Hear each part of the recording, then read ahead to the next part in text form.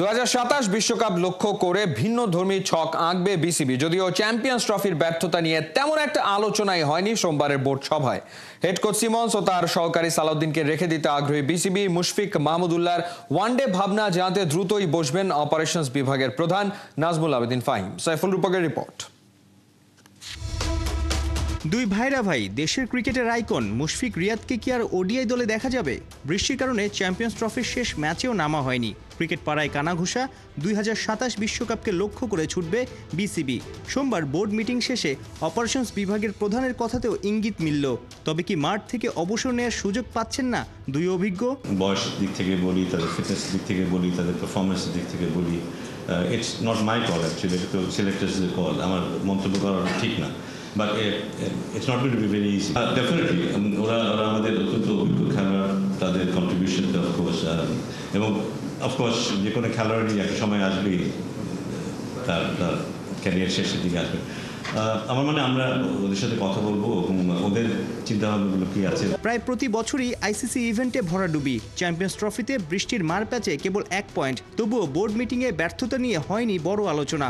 উল্টো ক্রিকেটারদের বেতন বাড়ানোর প্রক্রিয়ায় কর্তারা স্যালারিটা রেজ করার ব্যাপার হয়েছিল এবং এইবারও আমরা কিছু স্যালারি রেজ করার প্রপোজ করেছি। বিশেষ করে আমরা টেস্ট ক্রিকেটারদের প্রোটেকশনের ব্যাপারটাকে প্রাধান্য দিয়েছি, যারা টেস্ট ক্রিকেট খেলে, বিশেষ করে শুধু টেস্ট ক্রিকেট খেলে। নয়া সভাপতি এসেই হাতুরুকে বিদায় দিয়ে সিমন্সকে উড়িয়ে আনলেন। চুক্তির এই 6 মাসে সাউথ আফ্রিকার বিপক্ষে জোড়া টেস্ট হার, আফগানিস্তান ও ওয়েস্ট ইন্ডিজে গিয়ে ওয়ানডে সিরিজে পর্যুদস্ত। চ্যাম্পিয়ন্স ট্রফিতেও প্রতিরোধ গড়তে পারেনি বাংলাদেশ। তবুও হেড কোচ সিমন্স ও তার সহকারী সালাউদ্দিনে সন্তুষ্ট বিসিবি। আমরা খুব দ্রুত ফর্মালি আলাপ করবো। ব্যক্তিগতভাবে আমি ভেরি কনভিন্স যে ও ভালো কাজ করবে। যতটুকু দেখেছি আমি তাকে খুব কাছ থেকে দেখেছি এবং আমি কিছুদিন এই 4-5 দিন ছিলাম পাকিস্তানে থাকার সুযোগ হয়েছে। ফিল সিমন্স বলি, আমাদের দেশীয় কোচ এবং খেলোয়াড় রিলেশনশিপ, ইন্টার পার্সোনালিটির যে সম্পর্কগুলো, সেগুলি খুব ক্লোজলি দেখার সুযোগ হয়েছে। আমার কাছে মনে হয়েছে যে আমাদের এই কোচ হয়তো আমাদের জন্য ভালো কিছু বই নিয়ে আসতে পারে। বিপিএল শেষ হওয়ার মাস পেরিয়ে গেলেও বিতর্ক থামছে না। চুক্তির টাকা ঠিকঠাক না পেয়ে বিসিবির কাছে অভিযোগ করেছেন চিটাগং কিংসের মেন্টর শহীদ আফ্রিদি। কেউ হোটেল ভাড়া দিতে পারেনি, কেউ বাস ভাড়া দিতে পারেনি, এই পর্যায়ে পৌঁছে গেছে। সবার জন্য খুবই লজ্জা আফ্রিদির যে ব্যাপারটা আপনি প্রসঙ্গে উঠিয়েছেন। বাট দ্য ফ্যাক্ট রিমেন্স যে একটা ফ্র্যাঞ্চাইজি কাকে নিয়ে আসবে, মেন্টর করে হোক বা তাদের দলের প্রমোশনের কারণে নিয়ে আসবে, সেখানে আসলে বোর্ড হস্তক্ষেপ করতে পারে না। But at the end of the day এই কর্মকাণ্ডগুলো কিন্তু শুধু বোর্ডকেই না, দেশকেও, দেশের মাথাও নিচু করে দেয়। সো এটা তো ডেফিনেটলি আমাদের নজরে এসেছে এবং এটা নিয়ে আজকে আলাপ হয়েছে। বিশেষ করে এটা নিয়েও আমাদের আজকে আলাপ হয়েছে, আমরা কিভাবে একটা ডিফেন্স মেকানিজম তৈরি করব যেন কেউ চাইলেও ভবিষ্যতে এমন কিছু করতে না পারে। সোমবারের বোর্ড সভায় পূর্বাঞ্চলের শেখ হাসিনা স্টেডিয়ামের নাম পাল্টে ন্যাশনাল ক্রিকেট গ্রাউন্ড রেখেছে বিসিবি। সাইফুল রূপক, 71। বিতর্ক দিয়ে শুরু হলো ঢাকা প্রিমিয়ার ডিভিশন ক্রিকেট লিগের খেলা। বিকেএসপিতে প্রাইম ব্যাংক রূপগঞ্জ টাইগার্স ম্যাচে প্রশ্ন উঠেছে আম্পায়ারিং এর মান নিয়ে। রান আউটের সিদ্ধান্ত নিয়ে এ ম্যাচে প্রায় 20 মিনিট বন্ধ থাকে খেলা। বিতর্কের দিনে রূপগঞ্জ টাইগার্সকে 3 উইকেটে হারিয়েছে prime bank cricket club. Mahmudul Hasan সজীবের রিপোর্ট।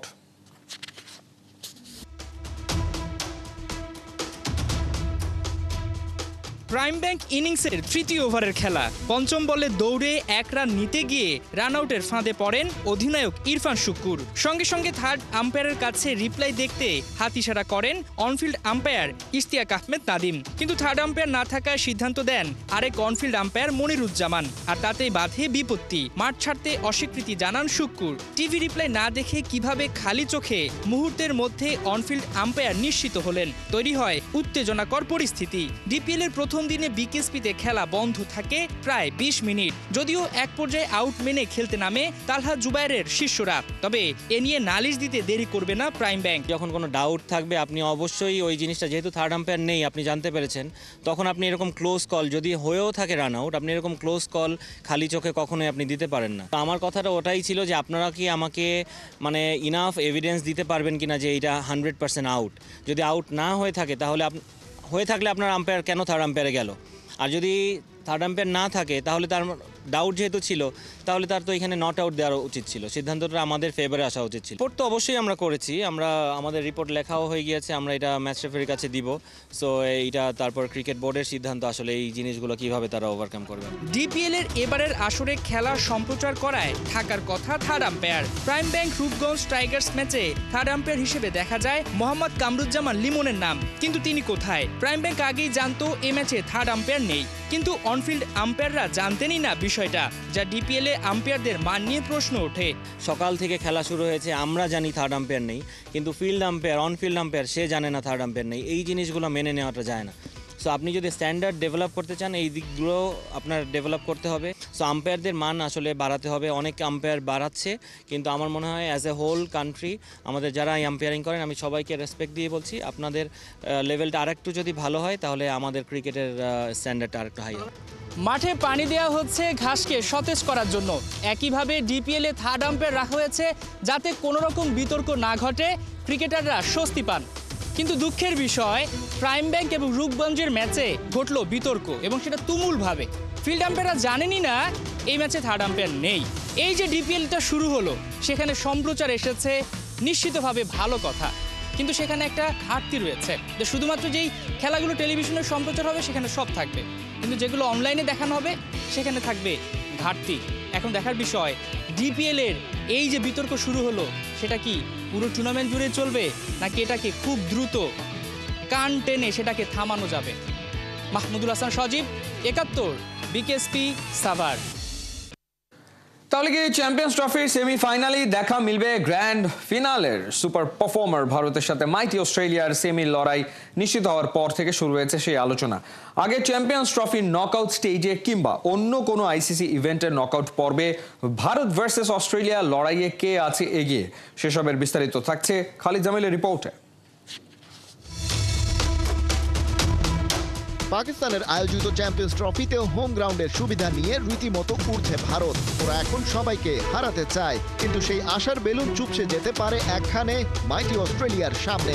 আইসিসি ইভেন্টের নকআউট ম্যাচ মানেই অজিরা অপ্রতিরোধ্য, অসাধারণ। কথাগুলোর সাক্ষী পরিসংখ্যানের পাতা। চ্যাম্পিয়ন্স ট্রফির এবারের আসরে রোহিত শর্মার দল তাদের গ্রুপ পর্বের সবগুলো ম্যাচই জিতেছে, তার মধ্যে দুটোই চেজ আর একটাই ডিফেন্ড করেছে সফলভাবে। কোহলির মতো সিনিয়ররা রানে ফিরেছেন, জুনিয়ররা ম্যাচ উইনিং পারফরমেন্স দেখাচ্ছেন, সবাই মিলে হাজির হয়েছেন সেমিফাইনালে। চ্যাম্পিয়ন্স ট্রফিতে প্রথম কোনো নকআউট ম্যাচ জয়ের স্মৃতি ভারতের আছে এই অস্ট্রেলিয়ার বিপক্ষে, সেটা ২০০০ সালের ঘটনা। একই আসরে সেমিতেও সাউথ আফ্রিকাকে হারিয়েছিল মেন ইন গ্রিন। ২০০২-এ ফের প্রোটিয়া, আর ১৩ সালে হারায় শ্রীলঙ্কাকে। ২০১৩-র ফাইনালে ইংল্যান্ডের বিপক্ষে জয়, আর ১৭-তে বাংলাদেশকে হারানোর স্মৃতিও নিশ্চয়ই আত্মবিশ্বাস যোগাবে কোহলি রোহিতদের। তবে অস্ট্রেলিয়াও তো আইসিসি ইভেন্টের নকআউট রাউন্ডের সুপার প্রেশার নিতে ওস্তাদ। সেমিফাইনাল আর ফাইনাল জিতে ২০০৬ আসরে ওরা ঘরে তুলেছিল শিরোপা। ২০০৯-এ সেটারই যেন রিপিট, কেবল পাল্টেছে প্রতিপক্ষ। অজিদের কাছে আগেরবার হারে নিউজিল্যান্ড আর ওয়েস্ট ইন্ডিজ, তারপর ক্যারিবিয়ানদের জায়গায় পাকিস্তানের নাম ঢুকেছে খালি। কাগজে কলমে চ্যাম্পিয়ন্স ট্রফি নকআউট স্টেজে জয়ের হিসেবে ভারতকে এগিয়ে রাখতেই হয়, তবে মাথায় থাকতে হবে টিম ইন্ডিয়া অজিদের চেয়ে নকআউট খেলেছেও বেশি। আর আইসিসি ইভেন্টের এই পর্যায়ে দু দলের মুখোমুখি লড়াইয়ে অজিদের এগিয়ে না রেখে উপায় নেই। ৫০ ওভারের বিশ্বকাপে এ পর্যায়ে ৪ দেখায় ৩ জয়ই অস্ট্রেলিয়ার। চ্যাম্পিয়ন্স ট্রফিতে একটা করে জয় আছে দু দলেরই। টি-২০ বিশ্বকাপে এই স্টেজে একবারের দেখায় ভারত জিতলেও টেস্ট চ্যাম্পিয়নশিপের ট্রফি গেছে অজিদের ঘরে। স্মিথরা এবার হয়তো মনে করিয়ে দিতে চাইবেন ২০০৩-এর সেই ফাইনাল। বলতে গেলে রিকি পন্টিং একাই ম্যাচ টেনে নিয়েছেন। আবার ভারতেরও মনে আছে ২০০৭ টি-২০ বিশ্বকাপের কথা। সেবার সেমিতে অজিদের হারানো, এরপর ২০১১ ওয়ার্ল্ড কাপে কোয়ার্টার ফাইনাল। দুই জয়েরই নায়ক ছিলেন যুবরাজ সিং। এবার কে হবেন? পাওয়া যাবে নতুন কোনো নায়ক? খালিদ জামিল, ৭১। চ্যাম্পিয়ন্স ট্রফিতে শিরোপার কাছাকাছি টিম ইন্ডিয়া, কিন্তু তাতেও যেন স্বস্তি পাচ্ছেন না রোহিত শর্মা। পড়তি পারফরমেন্সের জন্য সমালোচনার পাশাপাশি এবার বডি শেমিং এর শিকার হলেন ভারতীয় ক্যাপ্টেন। ভারতীয় কংগ্রেস পার্টির এক নেত্রী রীতিমতো ওজন নিয়ে খোঁটা দিলেন রোহিত শর্মাকে, যা নিয়ে ভারত জুড়ে চলছে তোলপাড়। বিস্তারিত পার্থ বণিকের রিপোর্টে। ভারতের ক্যাপ্টেন রোহিত শর্মা দলকে এনে দিচ্ছেন সাফল্য, কিন্তু পাচ্ছেন না প্রশংসা। এবার নিজ দেশের এক রাজনীতিবিদের কাছে বডি শেমিং এর শিকার হলেন রোহিত। রীতিমতো তাকে শুনতে হলো স্থূল আকর্ষণহীন ক্যাপ্টেনের গ্লানি। ঘটনা রবিবার ভারত বনাম নিউজিল্যান্ড ম্যাচ চলাকালে দুবাইকে হোম গ্রাউন্ড বানিয়ে চ্যাম্পিয়ন্স ট্রফি খেলা ভারত কিউইদের বিপক্ষে এদিন মাত্র 249 রান বোর্ডে তোলে। রোহিত নিজে খেলেন 17 বলে 15 রানের ইনিংস। অনেকেই ভেবেছিলেন এই ম্যাচ বুঝি ভারতের হাত থেকে ফসকে গেল, আর এই ক্ষোভ থেকেই কিনা আলপটকা মন্তব্য করে বসলেন দেশটির রাজনৈতিক দল ইন্ডিয়ান ন্যাশনাল কংগ্রেসের মুখপাত্র ডক্টর শামা মোহামেদ।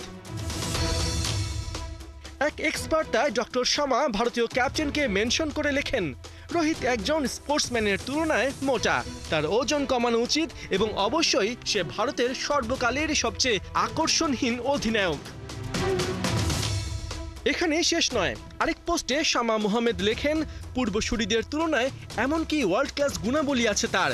রোহিত একজন মাঝারি মানের প্লেয়ার যে ভাগ্যের জোরে ভারতকে নেতৃত্ব দিচ্ছে। ব্যাস, এরপরেই শুরু লঙ্কা কাণ্ড। ডক্টর শামাকে এক প্রকার ধুয়ে দিয়েছে ক্ষমতাসীন ভারতীয় জনতা পার্টি। দলটির মুখপাত্র শেহজাদ পুনাওয়ালা কংগ্রেসকে খোঁচা দিয়ে লেখেন, যারা রাহুল গান্ধীর ক্যাপ্টেন্সিতে 90টা নির্বাচনে হেরেছে তারা রোহিত শর্মার ক্যাপ্টেন্সিকে আনইমপ্রেসিভ বলছে।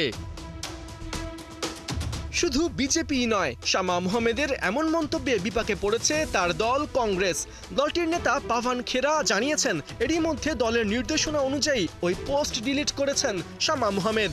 এমন মন্তব্যের দায় কোনোভাবেই কংগ্রেসের নয়। ভারতীয় জাতীয় কংগ্রেস বিশ্ব ক্রীড়াঙ্গনের কিংবদন্তিদের অর্জনকে সম্মান করে এবং এমন কোনো মন্তব্যকে স্বীকার করে না যেখানে তাদের অবদানকে হেয় করা হয়। রাজনীতিবিদদের মতো ক্রীড়াঙ্গন থেকেও রোহিতকে মোটা বলায় শুরু হয়েছে নিন্দার ঝড়। ভারতের সাবেক পেসার ভেঙ্কটেশ প্রসাদ এক এক্স বার্তায় ক্ষোভ জানিয়ে লেখেন, রোহিত একজন অধিনায়ক হিসেবে অত্যন্ত মর্যাদা বজায় রেখেছেন। 8 মাস আগে দেশকে টি-20 বিশ্বকাপ এনে দিয়েছেন এবং আইসিসি টুর্নামেন্টের মাঝামাঝি সময় তাকে বডি শেমিং করা একেবারে দুঃখজনক এবং অযৌক্তিক। এদিকে যাকে ঘিরে এত শোরগোল, সেই রোহিতের জন্য এমন বডি শেমিং এর শিকার হওয়া নতুন কিছু নয়। জানুয়ারিতে রঞ্জি ট্রফি চলাকালীন অতিরিক্ত ওজনের জন্য ফ্যানদের অনেকেই তাকে বাড়া পাউ বলে বিদ্রূপ করেছেন। অবশ্যই রোহিতের তাতে কিছুই যায় আসে না। একের পর এক আইসিসি ট্রফিতে দলকে ফাইনালে তুলছেন, এমনকি চ্যাম্পিয়ন্স ট্রফিতেও আছেন তার দ্বার প্রান্তে। পার্থ বণিক, ৭১। চ্যাম্পিয়ন্স ট্রফিতে ভরাডুবির পর শুধু হেড কোচ আকিব জাভেদ নয়, গোটা দলেই বড় ধরনের পরিবর্তন আনতে যাচ্ছে পাকিস্তান ক্রিকেট বোর্ড। নিউজিল্যান্ডের বিপক্ষে আসন্ন টি-20 সিরিজ থেকে বাদ পড়তে পারেন বাবর আজম, শাহিন শাহ আফ্রিদি এবং হারিস রৌফের মতো তারকারা। নিজ দেশে 29 বছর পর আইসিসি ইভেন্টের আয়োজক হয়ে টুর্নামেন্টে পাকিস্তান টিকেছে মোটে 6 দিন। আগামীকে সমৃদ্ধ করতে ঘরোয়া ক্রিকেটে পারফর্ম করা এক ঝাঁক তরুণকে ডেকে নেওয়া হয়েছে লাহোরে। এরই মাঝে তাদের সঙ্গে বৈঠকও করে ফেলেছেন পাকিস্তানি ক্রিকেট বোর্ডের প্রধান মহসিন নাকভি। বৈঠকে খেলোয়াড়দের ফিটনেস, স্কিল এবং ডায়েট নিয়ে কথা বলেছেন। ডাক পাওয়াদের মাঝে সদ্য সমাপ্ত বিপিএল এ ছিলেন 3 জন। চিটাগং কিংস মাতিয়ে গিয়েছিলেন নাফে এবং হায়দার, আর ফরচুন বরিশালের হয়ে চ্যাম্পিয়ন হয়েছিলেন মোহাম্মদ আলী। দ্বিতীয় ও শেষ ফিফা প্রীতি ম্যাচেও সংযুক্ত আরব আমিরাতের কাছে 3-1 গোলের হার বাংলার মেয়েদের। 2 ম্যাচে দুটিতেই হারের পরও নবীন মেয়েদের পারফরমেন্সে গর্বিত হেড কোচ পিটার বাটলার বললেন, ডিসিপ্লিনারি ইস্যুই তার কাছে প্রায়োরিটি ফার্স্ট। এই অভিজ্ঞতা থেকে মেয়েরা আরও বেটার পারফরমেন্স করবে আগামী টুর্নামেন্টে। মেহেদী নাইমের রিপোর্ট। মধ্যপ্রাচ্যে পোতা হয়েছে লাল সবুজ পতাকা দণ্ড। সংযুক্ত আরব আমিরাতের বিপক্ষে মাঠে নামার আগে হাতে হাত, মুখে আল্লাহু আকবার। অধিনায়ক আফিদা খন্দকারকে ক্যাপ্টেন্সি আর্মব্যান্ড পরিয়ে দিলেন হেড কোচ পিটার বাটলার। আনকোরা দলটার মাঠে নামার আগে দীপ্ত শপথ। প্রতিপক্ষ আমিরাতের মেয়েরা পারফরমেন্স, র্যাঙ্কিং আর শারীরিক গড়নে বাংলাদেশের চেয়ে ঢের এগিয়ে। তবুও সংযুক্ত আরব আমিরাত ফুটবল অ্যাসোসিয়েশন মাঠ সালাম করে নামে রিপা, আফিদারা। প্রথম ম্যাচে 3-1 গোলের হার। দুবাইয়ে দ্বিতীয় ও শেষ ফিফা প্রীতি ম্যাচে প্রয়োজন ছিল সম্মানজনক স্কোর। প্রথমার্ধেই 2 গোল হজম করে পিছিয়ে পড়ে বাংলাদেশ। তবে ব্যবধান বাড়েনি ওই ফুটবলারদের দৃঢ়তায়। দ্বিতীয়ার্ধে 3-0 গোলে পিছিয়ে পড়ে মেয়েরা।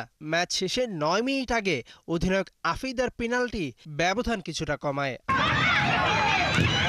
উইমেন্স সাফ জয়ের 4 মাস পর আন্তর্জাতিক আঙ্গিনায় ফেরার অভিজ্ঞতা সুখকর হলো না। 4 ম্যাচে 3 জয় ও 1 ড্রয়ে সাফ অপরাজিত চ্যাম্পিয়ন হবার পর বাংলাদেশ হারলো টানা 2 ম্যাচ। সিনিয়রদের ছাড়া একই ব্যবধানে আবারও হারের পরও নবীন মেয়েদের নিয়ে প্রশংসা হেড কোচ।